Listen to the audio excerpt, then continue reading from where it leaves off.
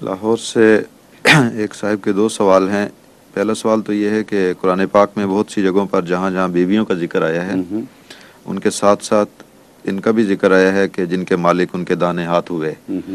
سوال یہ پیدا ہوتا ہے کہ اگر ان کو باقاعدہ نکاح کے ذریعے عقد میں لایا جاتا تھا تو پھر وہ تو بیویاں ہوئیں، نہ کہ وہ جن کے مالک ان کے دانے ہاتھ ہوئے۔ کہنے کا مقصد یہ ہے کہ ان کو علیحدہ بیویوں سے پیش کرنے کا کیا مقصد ہے؟ یہ بات بالکل درست ہے۔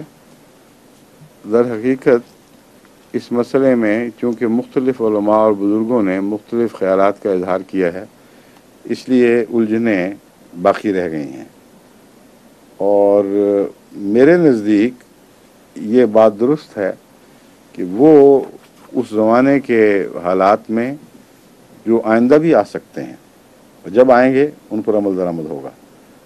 یعنی یہ نہیں کہ کوئی ماضی کا حکم ہے، یہ بعض حالات سے تعلق والا حکم ہے۔ وہ حالات ان احکامات کی شرائط ہیں۔ جب وہ شرائط جس جگہ جہاں بھی پیدا ہوں گی، یہ احکام دوبارہ عمل دکھائیں گے۔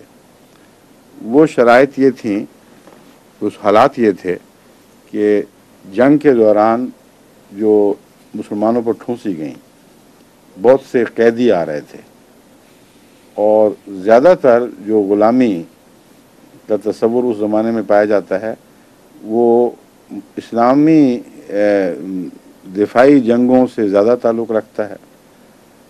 اور لیکن اس سے پہلے عربوں میں چونکہ غلامی کا رواج تھا اور ساری دنیا میں تھا، اس لیے اس زمانے میں کچھ غلام عورتیں اور غلام مرد بکا بھی کرتے تھے،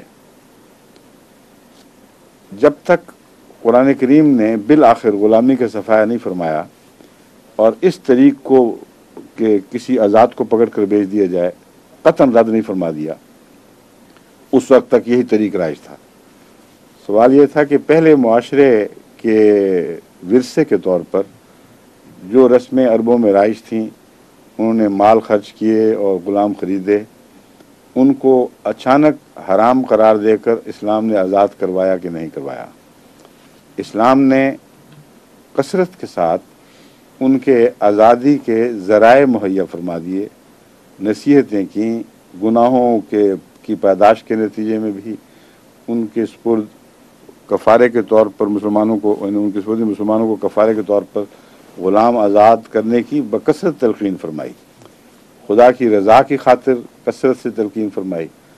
تو ان کو آزاد کرنے کے رستے بہت کھول دیے، لیکن داخل ہونے کے وہ رستے بند کر دیے جو اس زمانے میں رائج تھے کہ کسی آزاد پر غلبہ پا کر اسے بیچ دیا جائے ایک جائیداد کے طور پر۔ اور قرآن کریم نے حضرت صلی اللہ علیہ وسلم کے متعلق یہ فرمایا کہ سوائے اس کے کہ خونریز جنگ کے نتیجے میں غلامائن کسی نبی کے لیے جائز نہیں کہ کسی کو غلام بنائے۔ اور اس کے علاوہ حضرت صلی اللہ علیہ وسلم نے سختی سے اس بات کو منع فرمایا، بلکہ انذار فرمایا کہ وہ جس کو خدا نے آزاد پیدا کیا ہے، کون ہے جو اس کو غلام بنائے، اور اس کے اوپر بہت انذار فرمایا ہے۔ بس یہ باتیں یاد رکھنی چاہیے، پس منظر کے طور پر ہیں۔ اس پس منظر میں میرا ذاتی استنباط یہ ہے، اور حضرت مسلم موعود نے جہاں اس سے اختلاف فرمایا ہے، آپ کا اپنا ایک فہم قرآن ہے جو بہت ہی گہرا ہے اور بہت ہی توقیر رکھتا ہے، اس کے نعوذ باللہ من ذالک اس مقام کو میں چیلنج نہیں کر رہا، لیکن حضرت مسلم موعود نے جس طرح حضرت خلیفۃ المسیح اول سے بعض جگہ اختلاف فرمایا، حالانکہ حضرت خلیفۃ المسیح اول کا بھی فہم قرآن ایک خاص عظیم مرتبہ رکھتا تھا، اور بعض جگہ احمدی یہ بتاتے ہیں، مجھ سے پوچھتے رہتے ہیں کہ حضرت مسیح موعود علیہ السلام نے ایک تفسیر پیش فرمائی ہے، حضرت مسلم موعود نے اس کے علاوہ کوئی دوسری فرمائی ہے۔ اس کو میں اختلاف تو نہیں کہتا، مختلف تفاسیر ہیں، لیکن اختلاف بھی جائز ہے خلفاء کا آپس میں، یہ میں عرض کر رہا ہوں۔ میرے نزدیک اس کا حکم قرآن کریم سے جہاں تک میں سمجھا ہوں،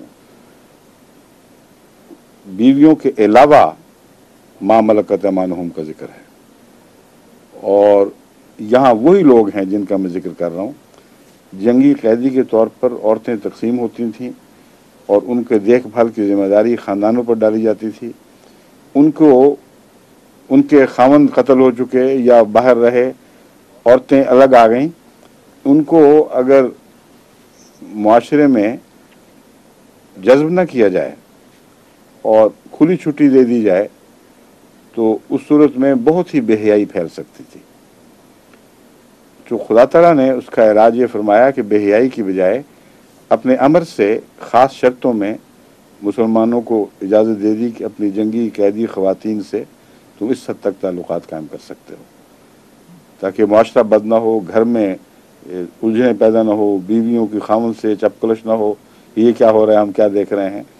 تو کئی قسم کے کے مسائل ہیں، ان کی تفصیل میں جانے کی ضرورت نہیں۔ ہر انسان اپنے تصور میں اس معاشرے کی اقدار کو لا سکتا ہے، اس کی الجھنوں کو لا سکتا ہے۔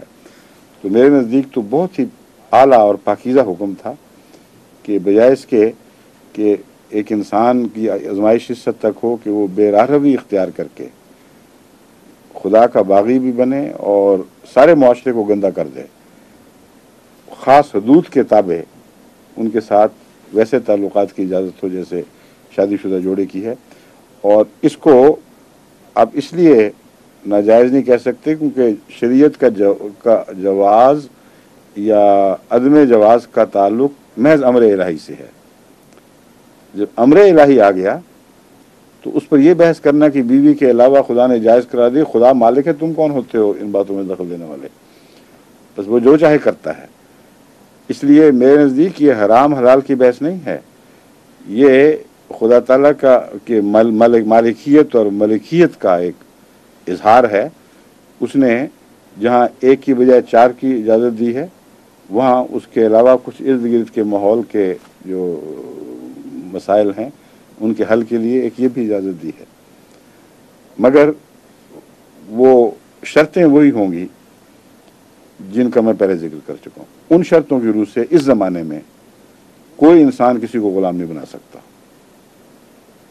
اس لیے یہ بحث ماضی کی علمی بحث تو ہے، موجودہ حالات پر اطلاق پانے والی نہیں ہے، کیونکہ جب تک وہ جنگ نہ ہو جو شریعت کے لحاظ سے جہاد کہلائے اور جو ایک مسلمان پر ٹھونسی جائے اور اس کے نتیجے میں یہ غلام اور ایسی عورتیں جو لونڈیاں کہلاتی ہیں وہ پیدا ہوں، اس وقت تک یہ احکام جو ہیں یہ محض ماضی کے ایک خاص دور سے تعلق رکھتے ہیں جہاں کی اس وقت کی مجبوریاں تھیں۔ اور چونکہ خدا نے دوسرے رستے بند فرما دیے ہیں، رسول اللہ صلی اللہ علیہ وسلم نے آزاد عورت کو پکڑ کر بیچنے کا حکم بیچنے کو قطعاً حرام قرار دے دیا ہے۔ اس لیے یہ کہنا کہ اب ہم بنی بنائی غلام عورتیں خریدیں یہ بھی بالکل ناجائز بات ہے۔ ہندوستان سے بعض عرب جا کے لے کے آتے ہیں، ان کی غربت سے فائدہ اٹھا کر، یہ صراحتاً رسول اللہ صلی اللہ علیہ وسلم کے ارشاد کی خلاف ورزی ہے۔ کوئی کسی انسان کو بھی یہ حق نہیں ہے کہ عام حالات میں کسی کو پکڑے اور غلام کے طور پر بھیج دے۔ اس لیے یہ تو بحث علمی بحث ہے، ایک خاص حالات سے تعلق رکھنے والی۔ اور ایک اور بحث بھی ہے جو اس کے ساتھ تعلق رکھتی ہے، آئندہ اگر ایسے حالات پیدا ہوں اور اس زمانے میں مسلمانوں پر حملہ کرنے والی قوم جو جہاد کی شرطیں اس رنگ میں حملہ کرے کہ جہاد فرض ہو جائے، ایسی قوم اگر مسلمان عورتوں سے ان قیدیوں سے شرافت کا سلوک کرے، ان سے اچھا نپٹاؤ کرے اور مسلمان کہیں کہ نہیں ہمیں اجازت ہے کہ ہم ان سے وہ سلوک کریں جو لونڈیوں سے کیا جاتا ہے، تو یہ سراسر ظلم ہوگا اور مسلمان عورتوں کی عزتوں پر لوگوں کو ہاتھ اٹھانے پر اکسانے کے مترادف ہوگا۔ اس لیے عقل سلیم سے کام لینا چاہیے۔ یہ ایسے احکامات ہیں جن کا اس وقت کے رائج معاشرے سے تعلق ہے اور رائج دستور اور اقتصادی باہمی دو طرفہ تعلقات سے اس مضمون کا تعلق ہے۔ اس لیے وہاں یہ بات مفہوم کے اندر داخل ہے کہ یہ اجازت اسلام نے اس لیے دی کہ مقابل پر مسلمان عورتوں سے وہ ایسا ہی بلکہ اس سے بہت بدتر سلوک کرتے تھے۔ اس لیے اسلام کی اجازت بہت ہی مہذب ہے اس کے مقابل پر جو دشمن سلوک کیا کرتا تھا. بس اس پہلو سے ایک دو طرفہ تعلق کا جو معاملہ ہے اس میں جائز ناجائز کی بحث صرف نہیں اٹھتی، یہ بحث اٹھتی ہے کہ عقل سلیم کا کیا تقاضا ہے کہ قومی مفادات میں جائز سے فائدہ اٹھایا جائے یا نہ اٹھایا جائے. اگر آپ اپنے جائز سے فائدہ اٹھا کر مسلمان عورتوں کی بے حرمتی کا موجب بن جاتے ہیں تو یہ خودکشی کے مترادف ہے. یہاں جائز ناجائز کی بحث نہیں ہے.